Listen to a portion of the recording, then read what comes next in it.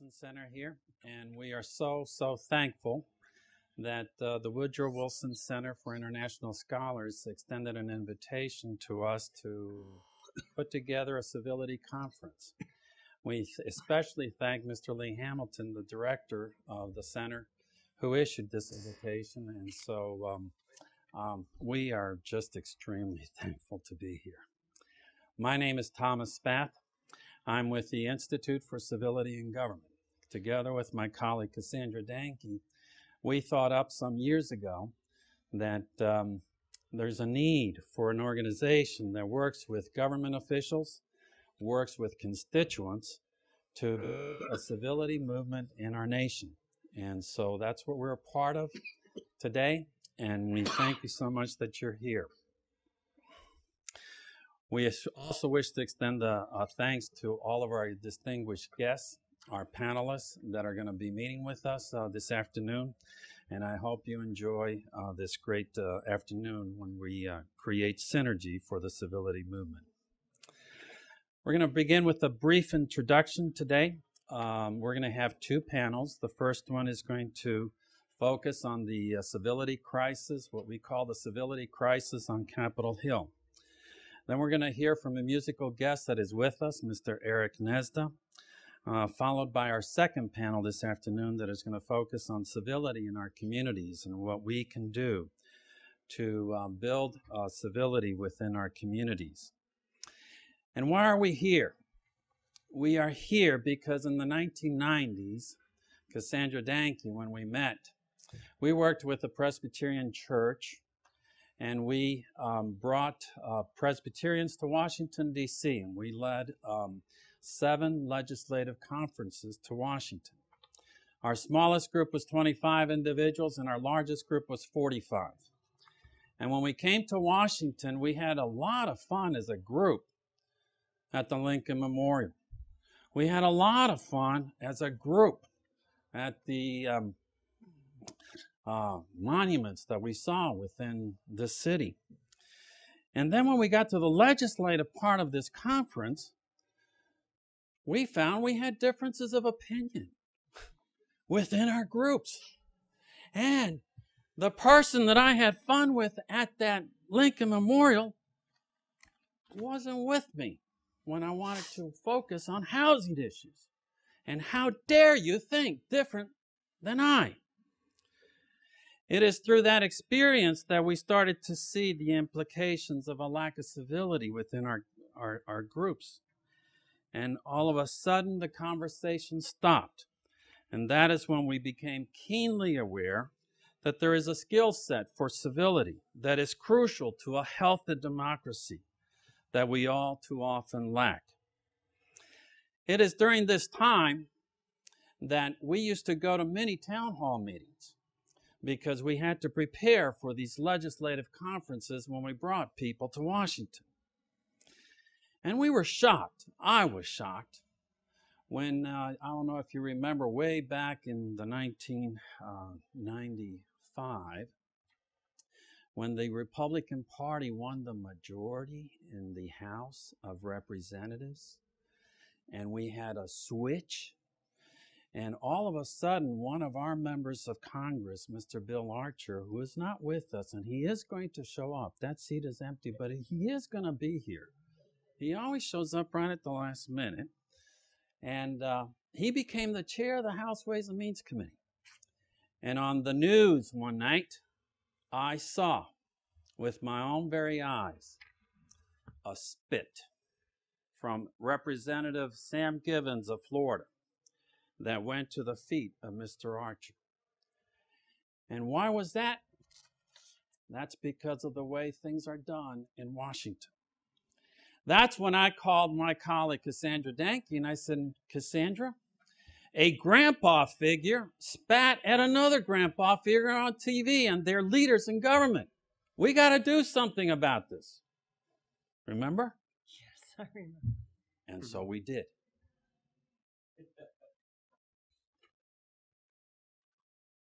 What we did is we launched the Institute for Civility and Government, and we will be sharing much more about what the Institute is and what our vision is and what our hopes and dreams are what we've already accomplished and what you can be a part of. But right now, while he is able to be with us, I would like to introduce Mr. Lee Hamilton, who is the president and director of the Woodrow Wilson International Center for Scholars. He served in Congress for 34 years, representing Indiana's 9th District, and was chair and served on so many different commissions that if we listed them all, it would take up a full page. This is an extremely accomplished public servant, and we are grateful. Perhaps he's best known among many of us for having served as vice chair of the 9/11 Commission several years ago. He is a prolific author, great public servant, and the person who thought of this conference and extended the invitation to us. Will you please welcome Mr. Lee Hamilton?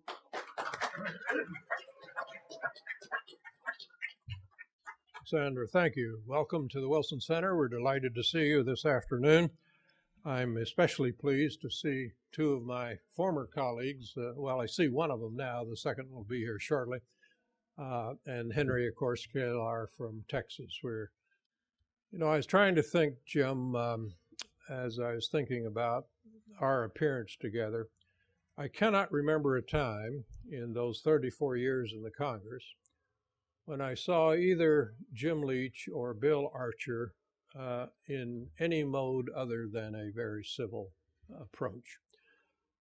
So you have two people on this panel. Henry, I'm sure that's true for you now, but Jim and Bill were just superb members of the United States Congress and always acted with the deepest civility. It's good to be with them. When he was 16 years old, a schoolboy by the name of George Washington sat down and copied out 110 rules of civility and decent behavior. They were based on some French maxims from the 16th century. Bill, come on in. I'm just starting. I just said some nice things about you, so we're delighted to have you here. No, I'm just starting. You're going to be subjected to have to listen to me for 10 minutes here, so. But we're delighted to have Bill with us here, and we appreciate his leadership. So George Washington sat down and wrote out 110 rules. Now, not all of them dealt with civility. One of them, for example, said, "Cleanse not your teeth with the tablecloth, napkin, fork, or knife." For those of you who want to know, that's rule number 100. But others formed a guide to modest and appropriate behavior in public that our first president followed throughout his life. I'll quote one of them more extensively in just a moment. There are times when I find myself wishing that more participants in our public discourse adopted the approach of that particular 16-year-old young man. Civil behavior has not disappeared from our dialogue of democracy, but it is far less in evidence than it once was. And from my point of view, and I hope from yours, we are all the poorer as a result. Why does the manner in which we engage each other in public matter? Why is it important? Let's start with the definition of civility. Cassandra and Tomas have put it this way: civility is claiming and caring for one's identity, needs, and beliefs without degrading someone else's in the process. End of quote. It does not mean that we all need to agree with one another. Far from it. Rather, treating one another civilly is how people who do not agree still manage to weigh issues carefully and find common ground. I am impressed over and over again with how big this country is, how complicated it has become, and how difficult it is to govern. It's an enormously diverse country. When I was in high school, and maybe a couple of you who are my age, we had 130 million people in this country. I don't know what the exact figure is now, but it's about 310 million. So during my lifetime, the country has far more than doubled in population, but also become exceedingly diverse. I was in a hotel in Miami not long ago. I came out on the street, wanted to read a newspaper, put my 50 cents in the box, got out the newspaper. I couldn't read a word of it. It was all in Spanish. I turned to the fellow on the street and said, where do I get an English language newspaper around here? He said, we don't have any around here. You got to walk several blocks. I walked several blocks, went into the store, got an English language newspaper, and there was a sign on the wall, English is spoken here. I'm not talking about Mexico City now. I'm not talking about Caracas. I'm talking about the United States. A very big, very diverse country, and very hard to govern. But even if we don't expect everyone to be the best of friends, we can certainly expect in this kind of a country that the American people and their leaders listen to one another, respect one another, and acknowledge that in a nation as divided as we are, progress depends upon finding solutions that we can all live with. Now, that's very hard to do these days, but it matters because the ability to work together directly affects both the quantity and the quality of the work we want to get done on the issues that matter most. I remember on one occasion in a Democratic caucus, a bill, and you didn't have the privilege of attending a Democratic caucus. Oh, I didn't quite get there. Neither did Jim. He couldn't quite qualify, but in a Democratic caucus, after one member of the Democratic Party had gotten up on the floor and really said some very derogatory things about another Republican member, Carl Albert, who was then the speaker, and I guess not generally identified as one of the more powerful speakers, but a very good man. He got up and he scolded the Democratic caucus. And he said, look, every single member of this caucus was elected at that time by about 550,000 people. And at the very least, you owe every single member of this body, the House of Representatives, your respect. I've thought that was a very important lesson for a speaker to give to us. Incivility and outright rudeness make it virtually impossible to reconcile opposing views, and therefore to achieve our goals as a community, a city, a state, or a country. In an atmosphere rife with distrust and unpleasantness, it becomes all the more difficult to talk about complex issues, search for reasonable solutions, or build the consensus needed to solve them. That's true in all kinds of bodies, but it's also true in government, and nowhere more so than in the most representative body in the country, the United States Congress. If we expect Congress to provide the political leadership this country needs to resolve difficult problems, then we must expect its members to work together, regardless of partisan affiliation or ideological differences. This means that constituents must make it clear this is a responsibility we have. It's not all the politicians' fault. We must make it clear that we simply do not like divisive name-calling, constantly attacking an opponent's motivation, and blatant partisan calculation. That's a message we have to convey to our elected representatives. And if our elected representatives engage in that kind of behavior, then from my point of view, it's our responsibility to let them know we don't like it and we think they can do better.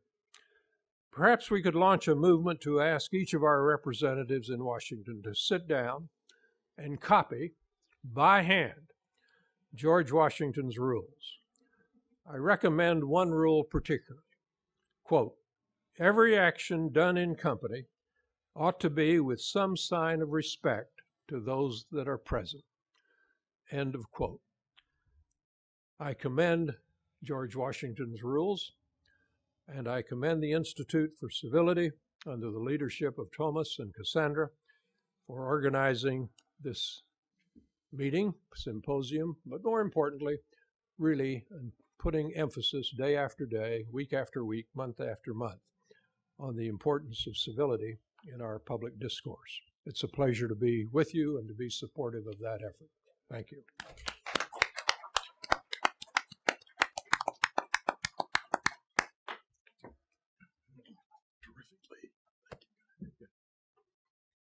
Mr. Hamilton, thank you so very, very much. We greatly appreciate you being here with us today, and thank you for those comments.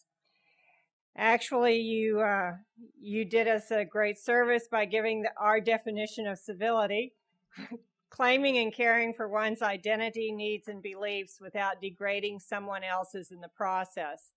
I would like to include one more definition which we use at the Institute, and that is our definition of government, which we define as elected officials, staff, and constituents, which means that all of us have a piece to play in running this fine country. Although our responsibilities are very different, they are no less real. Allegheny College this year did a survey on civility in the governing process. It's a very interesting results that they got. They found that fully 95% of those surveyed believe civility in politics is important for a healthy democracy. 50% said that the tone of American politics has degraded since the last presidential election. More than 2/3 thought that we should be ashamed of the way elected leaders conduct themselves during the recent health care debate. At the Institute, though, we wonder also about how constituents conducted themselves during the last health care debate. In this survey, they asked people to define what they considered to be uncivil behavior. Just as someone came and asked us, well, what do you mean by civility? They said, well, what do you consider uncivil? 89% said belittling or insulting someone is uncivil. 89% also said that comments about someone's race or ethnicity was not acceptable. 87% said personal attacks on someone you disagree with. 85% said shouting over someone you disagree with during an argument. 81% said comments about someone's sexual orientation. 77% said interrupting someone you disagree with in a public forum. I wonder why they only limited to a public forum. I would say that applies everywhere. 77% said manipulating the facts about an issue.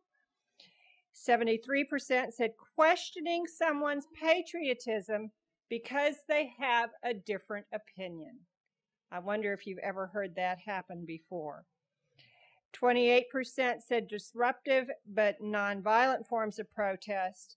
And 16%, I thought this was very interesting, thought it was uncivil to phone legislators to express your views. So there's a range there of what people consider to be uncivil behavior, but certainly a great deal of consensus at the top of the list. What it shows is that civility is not about just being polite, but it can be really hard work when we fundamentally disagree with one another. And it can be difficult to stay cool. We have identified and outlined 10 rules of civility, which we've described in our book, Reclaiming Civility in the Public Square, 10 Rules That Work. And you'll hear us referring to those rules throughout the afternoon. But now I'd like to give the specifics of our panel process. We have with us today 3 very distinguished gentlemen, and we are grateful they accepted our invitation. Each panelist is going to be invited to speak for about 10 minutes on their wisdom and experiences and perspective. And after we go through the whole panel, then we'll go back and each will have an additional 5 minutes to reflect on their colleagues' comments. Bill Archer served his 4-year term, no, he didn't. He was a member of Congress for 30 years, representing the 7th Congressional District of Texas. He's from 1995 to 2001, he served as chairman of the House Ways and Means Committee. As he was leaving public office, Mr. Archer worked with the University of Texas to establish the Archer Center here in Washington, D.C., where students from the UT system can come and learn about government firsthand. He is now senior policy advisor to PricewaterhouseCoopers, and he received his honors in BBA from the University of Texas. He's also a dear personal friend who has had as much to do with our journey on civility as anyone. Our first rule is know yourself. Self-awareness is essential as we try to relate well to others. Whether we speak of an individual or the collective, we have to know where we've been before we know where we're going. And we wonder, Mr. Archer, if you would share something of your experience of civility or lack of it in the House of Representatives during the 30 years you served in Congress. Okay, do you want me to do that here or stand? Do right. All right. Thank you, Cassandra. I first want to observe that, in my view, the subject that we're discussing today is exceedingly important, and every chair in this room should be full. In fact, there should be standing room only. And it's sad to note that Americans of all stripes fall into the trap of uncivility. I wonder if any of you who is married has ever had an argument with your spouse. Okay. Has incivility ever emerged in that? Hopefully not, but the likelihood, yes. And it is no sin, in my view, to be passionate about what you believe in or the position that you take. In fact, I think it is a sin to have a lack of passion if you truly believe in whatever your issue is. But it's like all the other frailties of human nature, of which there are many. They can come to the forefront very easily. And there is a sexual drive in almost every man in this country, but it has to be curbed. It cannot just run amok. That's one aspect of human nature. But when you become very passionate about something, it's frequently hard to curb the emotion that may burst forth. I know I tried very hard during my political career to be civil to every other member, whether they agreed with me or not, because to me, each other member was a highly regarded human being created by God with the deserving to be respected. And I was often referred to as chairman of the Ways and Means Committee by the media, which generally did not do me any big favors, as being courtly. And at first I wondered, just what does that mean? And then when I looked it up, I felt pretty good about it. Because it did represent what I was attempting to bring about in the deliberations. But lest you to be too hard on the U.S., in our democratic system within a republic, I suggested you take a look at some of the other democracies around the world. The House of Commons is absolutely no ideal for what your definitions of civility would be, and yet it is one of the oldest, if not the oldest, centers of a democratic form of government. So it takes work And Lee Hamilton and I tried very hard over a period of years to do what we could in the work category to bring civility to the House of Representatives.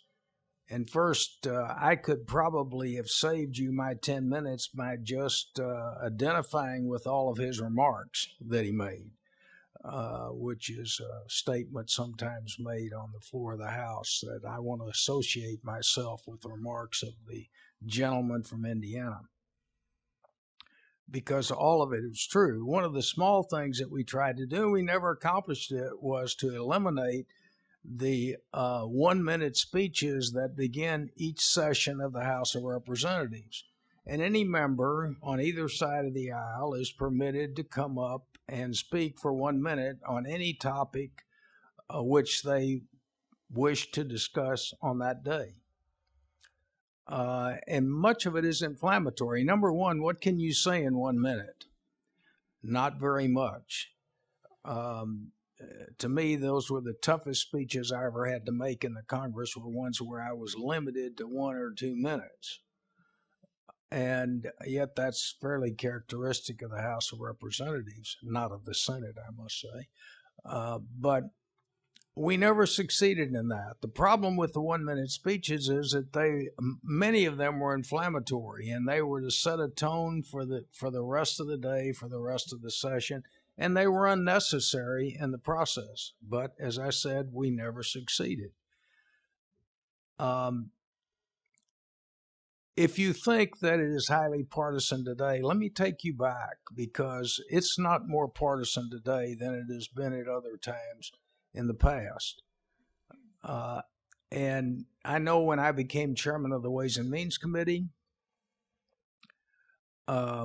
and as all of you know, I am a Republican, and the Democrats had held control for 40 years, and they had the chairman of the Ways and Means Committee for 40 years.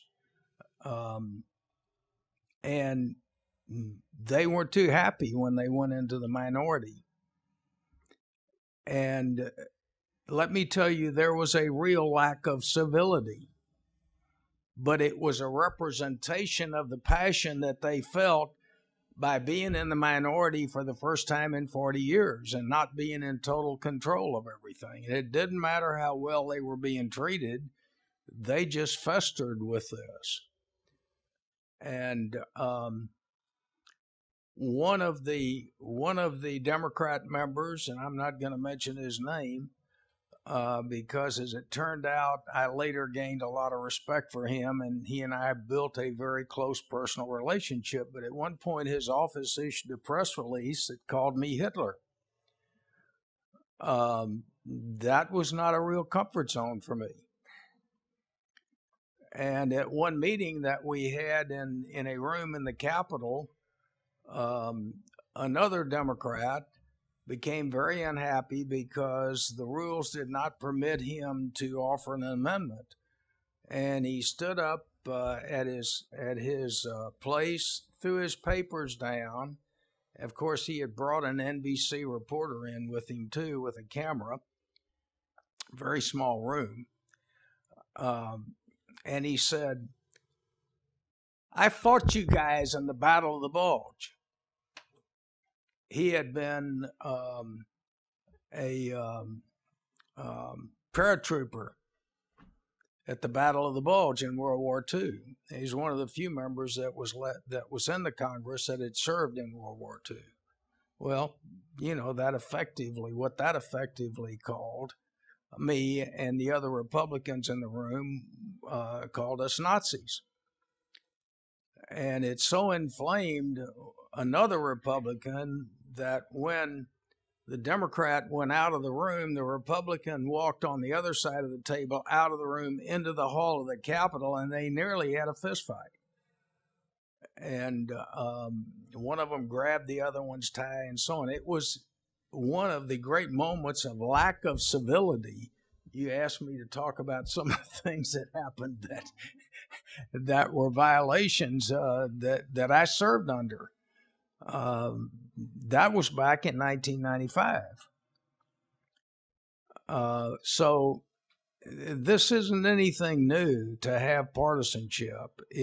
But it's something that we all need to work very hard against. And we need more support from the public in general, too, in order to be able to recognize that you respect every other human being in this country, and you particularly respect every other member of Congress, even though you disagree with them. Some of the people that I respected the most in the time that I was in the Congress are people with whom I totally disagreed. And there were people that I didn't respect as much with whom I generally did agree. So you can have this respect, and you can do it in a way without inflammatory language and without moving away from civility. So I thank you for what you're doing here, Tom and Cassandra, and what you're doing all over the country, and particularly how you're working with young people, so we try to build up this sense as they come along and have, in effect, a better working and effective democracy. Thank you very much. We thank you. We also have with us a current member, Representative Henry Cuellar, who was first sworn into office in January of 2005. Prior to his election to Congress, Representative Cuellar served as Texas' 102nd Secretary of State and as a 14-year member of the Texas legislature. Congressman Cuellar is a lawyer, a businessman, an educator, and is the most degreed member serving in the House today with 5 advanced degrees. So we thank you very much, Mr. Cuellar, for being here. One of the rules that we have in our book says, in order to have civil dialogue, one of our rules is trust, trust, trust. We live in a political climate where it appears that trust and cooperation across the political aisle is all too seldom sought, or seems to be a thing of the past. Yet, you, Mr. Cuellar, you have participated in 2 of the Institute's congressional student forums, which bring together members from opposite sides of the political aisle to model a collegial dialogue with one another and university students. So we ask you to please tell us about your experience of civility, where it exists, where it does not, in the House of Representatives today. Tomas, Cassandra, thank you very much, and it's good seeing you, and appreciate all the good work that you've done. To the former members of Congress, I'm sorry I didn't have an opportunity to serve with you. Y'all have a reputation of doing outstanding work, and Mr. Archer from Texas, of course, Mr. Leach and Mr. Hamilton, appreciate the work you've done. On 9/11, I serve as one of the subcommittee chairs there on Homeland Security, so I appreciate the work that all 3 of you have done. I want to talk a little bit about rule number 6, which is the relationship is everything. One of the things I've seen throughout my career, and I served 14 years in the State House, and I was one of the most bipartisan members there in Texas. Of course, Texas is a little different from the U.S. Congress, as you recall. But I, as a Democrat, I served for, I was actually Governor Perry's first Secretary of State. Bipartisan. You don't see those days anymore. I think now he's running against Washington, but in those days, as you know, it was very bipartisan in the state of Texas, and hopefully we can get to that in the U.S. House. I can tell you my first experience when I first got elected as a member of Congress. I think the members here know. You go and you get as a member-elect a training. This is how Congress works, and they'll bring some of the senior members that come in. They have all the members. The first meeting we had Democrats and Republicans going together, and they said, well, then from here, there's other meetings to go to. And I remember getting out of the first meeting, and there were different buses up there at the Hyatt over there, and I got into one of the buses, and one of them said, I'm sorry, Mr. Cuellar, but you're in the wrong bus. I said, wrong bus? He said, yeah, this is a Republican bus. I said, oh, okay, sorry about that. And then I realized that even before you get sworn in as a member of Congress, Democrats go one way, Republicans go the other way. And what I did is when I did get in the quote, right bus,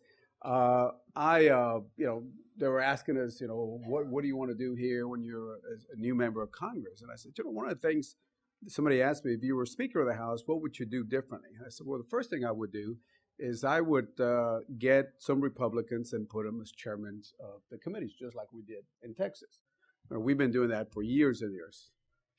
Moment of silence. They moved on to the next question. I said, okay, the next person and all that. So that's when I said, boy, this is a different place. We're not in Kansas anymore, Alice anymore. So very, very different. But the relationships are so important. Last week, I passed a bill that I think, in my opinion, is going to really affect a lot on how we have the efficiency, effectiveness, accountability of government, performance measures, the outcomes, making government more results-oriented.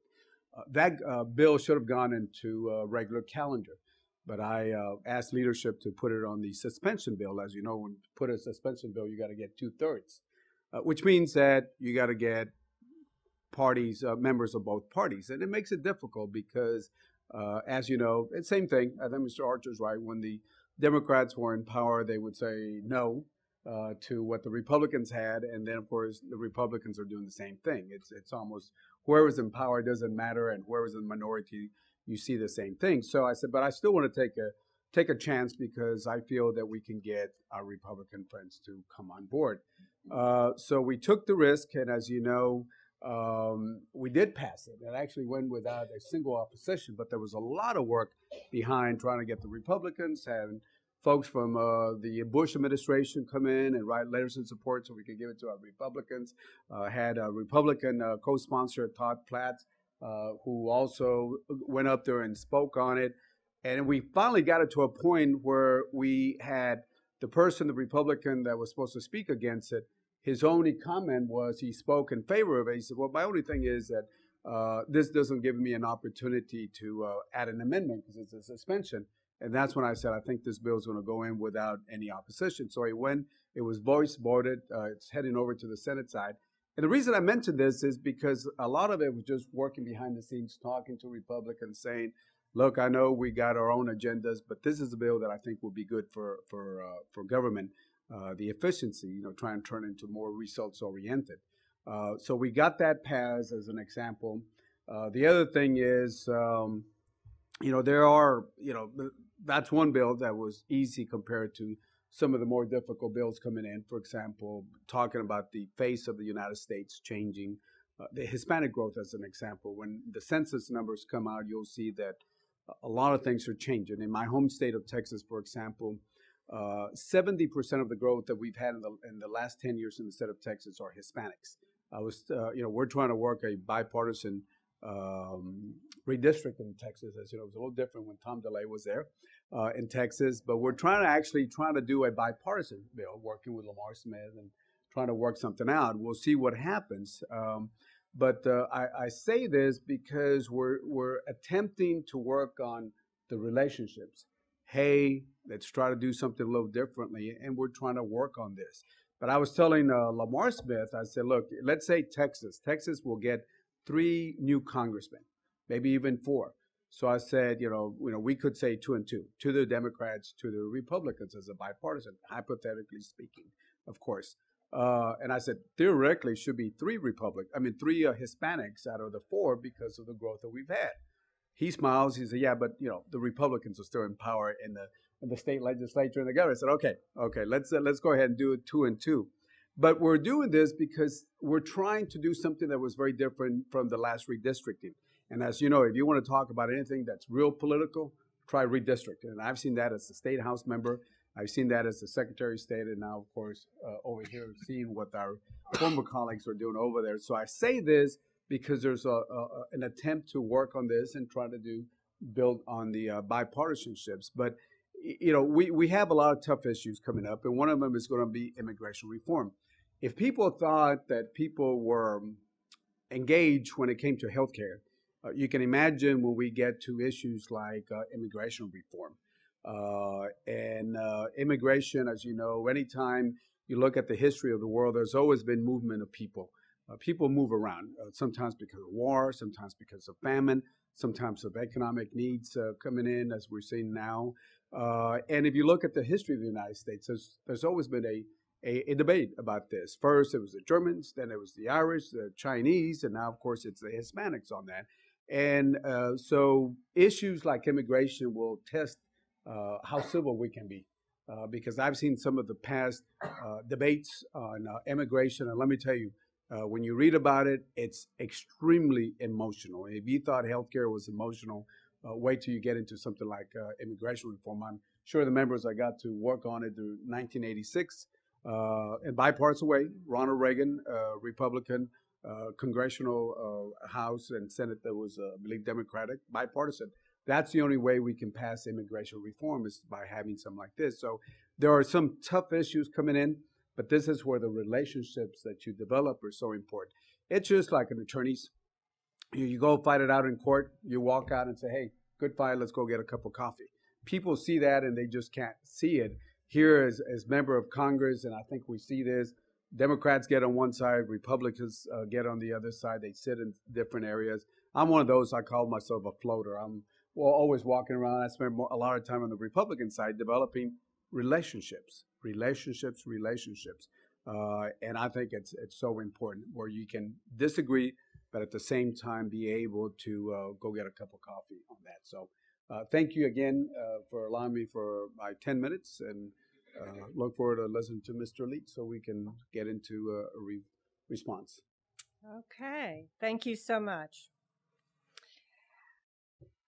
Help comes from unexpected places is another one of our rules. Jim Leach previously served 30 years representing Iowa in the U.S. House of Representatives, where he chaired the Banking and Service Finances Committee, the Subcommittee on Asian and Pacific Affairs, the Congressional Executive Commission on China, and co-chaired the Congressional Humanities Caucus, which is of particular interest now. After leaving Congress in 2007, he joined the faculty at Princeton University's Woodrow Wilson School. He holds degrees from Princeton as well as Johns Hopkins University. But help does come from unexpected places, and in his 30 years as a representative from Iowa, Jim Leach was unafraid to reach across the political aisle to help achieve the results that he was looking for. The most recent example is when this lifelong Republican came on board the Obama administration as chair of the National Endowment for the Humanities. He's currently making a 50-state civility tour, and I highly commend the National Endowment for Humanities website to you for that purpose. We wonder if you would tell us, Mr. Leach, what you understand to be some of the greatest obstacles to civility today, as well as what you have found to be most helpful as you highlight this concern across the country. Well, thank you. You've changed my mode of thinking for a second. But let me first mention, I chair an institution that has a statutory mandate, and I'd like to take 10 seconds to read, Please. of all things, statute. And our statute says that the National Endowment for the Humanities has to address the relevance of the humanities to the current conditions of American life. And then it defines the humanities. And it defines the humanities as the study of language, linguistics, literature, history, jurisprudence, philosophy, archaeology, comparative religion, ethics, the history of criticism and theory of the arts, and as well as those aspects of the social sciences which have humanistic content. Now, the reason I mention these issues is that it's under this mandate that I, somewhat surprisingly to myself, and I think to the institution, decided to take up this particular issue. But I thought I'd talk real quickly about history, linguistics, and jurisprudence, three of these words. And the first is history. I mean, our problems are nothing new. They're the problems of human intercourse at all times. And we've had worse problems. And Aaron Burr and Alexander Hamilton particularly will remember this because Burr shot Hamilton. So a vice president of the United States sitting shot the former Secretary of the Treasury dead in a rather uncivil act, but quite a legal one in the state of New Jersey in which the duel occurred. We also had, which some people consider to be the high moment of the House of Representatives, a House member wander over to the Senate and cane a senator to death. But we've had difficult times in our history, so historically things have been difficult. We've also had some difficult moments before Henry came into the House, that is, in recent years. When Bill and I were members, and I think Lee probably still too, the most uncivil act I can recall on the House floor was a House member in a vigorous debate with a colleague suddenly turned around and said, "You only believe that because you, sir, are gay." In other words, he outed a House member on the House floor. Intriguingly, this was an intra-party debate. It was one Republican to another. That, to me, was pretty awkward. We also had some very impressive acts, and my favorite incident that I think defined the House in its finest way was one day when a young upstart member of Bill's in my party was berating the Democratic Party, and the then Speaker of the House, Thomas P. Tip O'Neill, was sitting in the chair, and he signaled to a colleague to come sit in the chair so he could come down and respond. And he stood up and he said to the House member, "Never in my time here have I heard anything so low." At which point a Republican stickler for the rules stood up and said, "I demand the Speaker's words be taken down," which means that the Speaker was out of order. And the House stopped for half an hour. And finally, the acting Speaker stood up and said that under consultation with the attorneys that control the proceedings, that they'd gone to the precedents of the House and found that it was uncivil against the rules of the House to call another member base, and according to the thesaurus, low was a synonym of base, and therefore the Speaker of the House of Representatives was ruled out of order. And the point I'd like to make is, I consider Tip O'Neill to be the fairest partisan I ever knew, that he let his House rule him out of order for calling someone low. And to me, that was a real high point for the House of Representatives, because self-evidently, the person he called low deserved to be described as his words were quite low. Let me say, a lot of people talking to the House say people have stopped socializing with each other. And I'm reminded of the first week I served in the United States Congress. My wife went to a spouses event at the Women's Club. I forget what it's called, Bill, you might recall. Congressional Club. The Women's Congressional Club. And a fellow spouse asked that was senior to her if she would help pour. And she wandered over to the pouring area and started to pour someone a cup of coffee, at which point she was interrupted and said, "Oh, no. Republicans are in the minority. They do the tea." And I've always thought to myself, well, these are very civil rules, but a little bit bizarre. My wife has never forgotten being reprimanded for mispouring the right item. But anyway, there was something about socializing that does matter. But it wasn't uncivil. It was not uncivil. It was quite civil. It was quite civil. Anyway, let me go to linguistics. Bill mentions being called or implied that he was a fascist. The difference between Dick Cheney and Barack Obama is very simple. Dick Cheney has been called a fascist. Barack Obama has been called both a fascist and a communist. And so it's and sometimes at the same time by the same person or people. And one might say, what's the matter with a little bit of hyperbole? And Bill implied it very strongly, and it is very serious. To paraphrase a chap who talked about the media, this is Marshall McLuhan, but to paraphrase McLuhan's famous comment about the media, the logic is the message. And some frameworks of thought define rival ideas, some literally define enemies. If we lost 400,000 Americans defeating fascism, tens of thousands to hold communism at bay, are these not terms that summon people to war? And should they not be used more historically and linguistically carefully? And do some things not impel polarization, which might even evolve into violence? And so we as a society have to be very careful. But I want to end with jurisprudence for a second. It seems that the big institutions of American society have let the country down to more than a small extent in the last decade or so. We see it in finance. We see this now in the drilling of oil.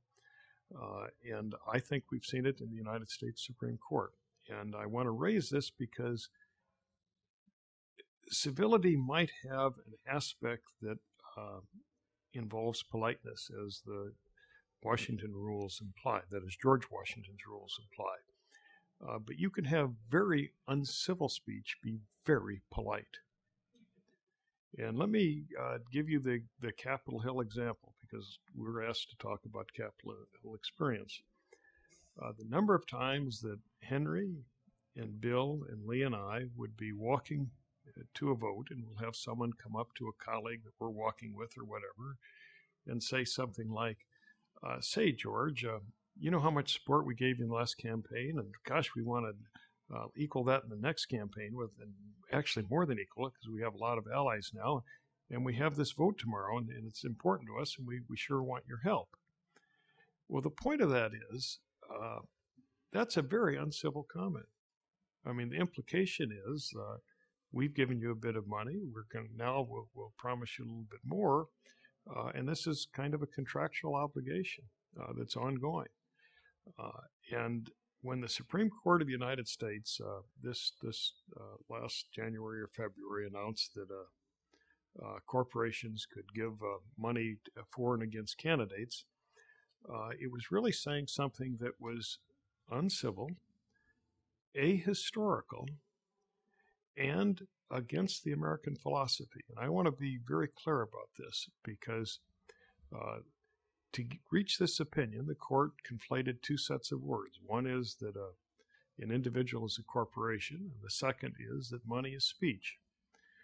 Well, only the Supreme Court's thesaurus suggests that. You can't go to a dictionary anywhere that says money is speech. You can't go to a dictionary anywhere that says a corporation is an individual. And the history of America is that we're to empower. We began as a country of individuals, and then all men were created equal.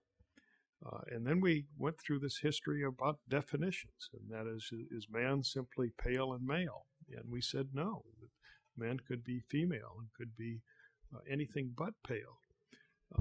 And we also went through a history that said, could only property owners vote? But this particular Supreme Court ruling is going back to property in public life. It's very uncivil and should be part of the debate about civility in America today, which is about respect for someone else's views and equality of thought. And to me, that is at the heart of this civility discussion. Thank you.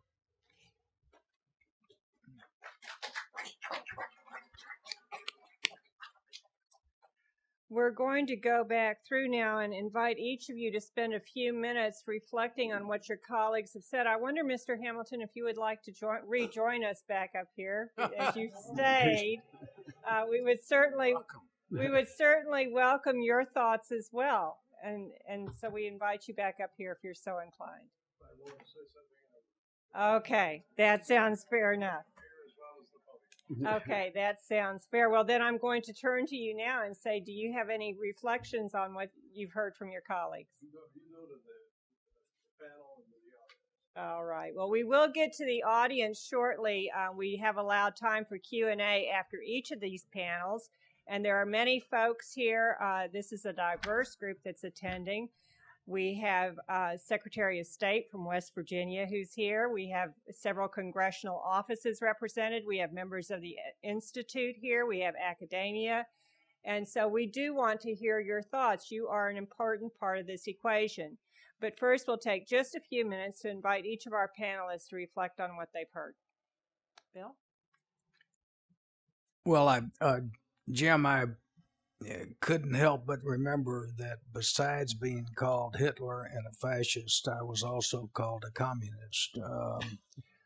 You reminded me of that. But it was not Obama are the same. But it was not a member of Congress that did it. It was a reporter on an abominable show, which after I'd been a guest one time, I decided I will never go back again, called Crossfire, where all they intended to do was create controversy and not create heat without light, as it were.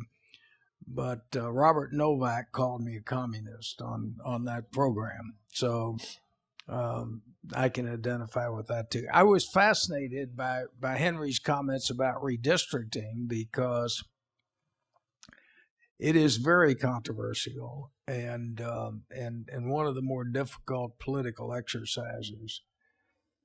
But it's ironic that in the redistricting in Texas, there was a major effort to carve out Hispanic districts, and 2 specifically were carved out.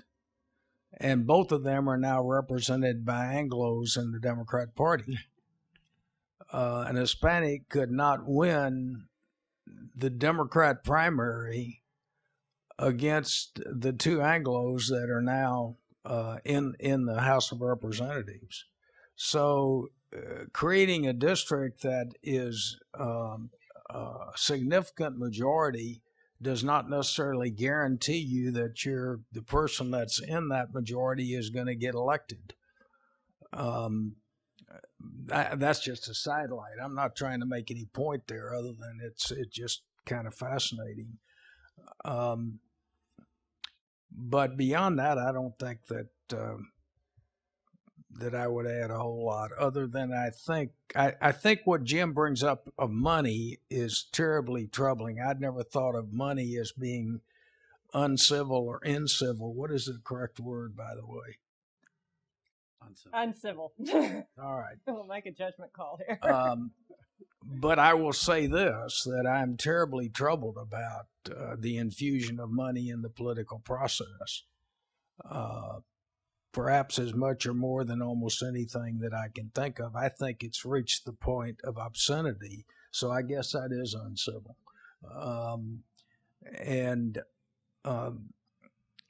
When the court first made its decision, I believe it was a Sullivan case where they equated money with free speech. This is not the first time that they've done that. This is just following that legacy. I thought that's really unfortunate because, in effect, what it said is you will never, ever control money in politics until you amend the Constitution of the United States. And that puts us at a very great disadvantage. So maybe you'd like to explore that a little bit, Jim. Well, first, I used to introduce a constitutional amendment on the subject in reaction not to the Sullivan case, but to something called Buckley versus Vallejo that held that you could not control the amount of money an individual put in their own campaign. And so my constitutional amendment used to read that the United States Congress could put limits on what an individual put in their own campaign, and the state legislatures could put limits on what individuals for state or local office could put in their campaign, under the assumption that democracy is about individual equality to at least a maximum degree possible, and that you don't want to have an oligarchy. And actually, oddly, it was partly in personal reaction to a Texan. That is, you had a candidate that put some $35 million in a presidential campaign named Ross Perot. Intriguingly now, many candidates have put much more. In fact, one candidate in the last presidential election, one possible candidate, hinted that he was prepared, without saying the figure, to put 5% of his net worth in a campaign for the presidency. And so people in New York quickly wanted to find out what the mayor was worth, and they figured out between $20 and $30 billion. So that might have been $1 billion contribution. In any regard, these are very serious issues, and Bill is absolutely right that the courts have made this tie before, but that doesn't mean that that's a justified tie. I might mention one thing about redistricting. Redistricting is every bit as interesting a subject as genealogy. And genealogy is very interesting to the family, but nobody gives a hoot about anybody else's family. And that is one of its dilemmas. I think I've got a compromise for you, Henry. Instead of fighting this out in Texas, which would be very difficult, and have everyone's nose out of joint, just let Iowa keep one of its seats we're giving to Texas.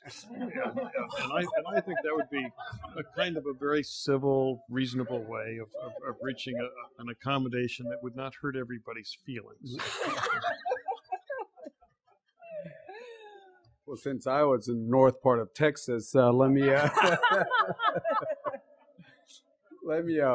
first of all, Jim, I really like the history that you brought up about the vice president and the former Secretary of State and a House member going over to the Senate and caning the senator, I believe, to death also. And so I guess when you look at history, I guess it's a different type of civility that we're on. What is it? Did we decide on civil?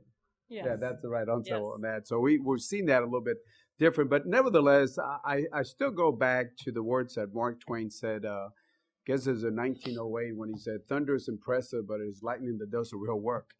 We can all talk about being civil and doing this, but when it comes down to the nitty gritty, and you get that situation in front of you, will you take those steps to do that? And I know it's so hard because parties pull you different ways. The Republican Party will pull you one way, the Democratic Party will the other way. But at the end of the day, you put party before country, and I think that's some of the things that we need to look at. We'll be tested, down the road, different big obstacles, little hills, so we have to look at big and small. But I think down the end, I still have a lot of faith in our system itself. Okay.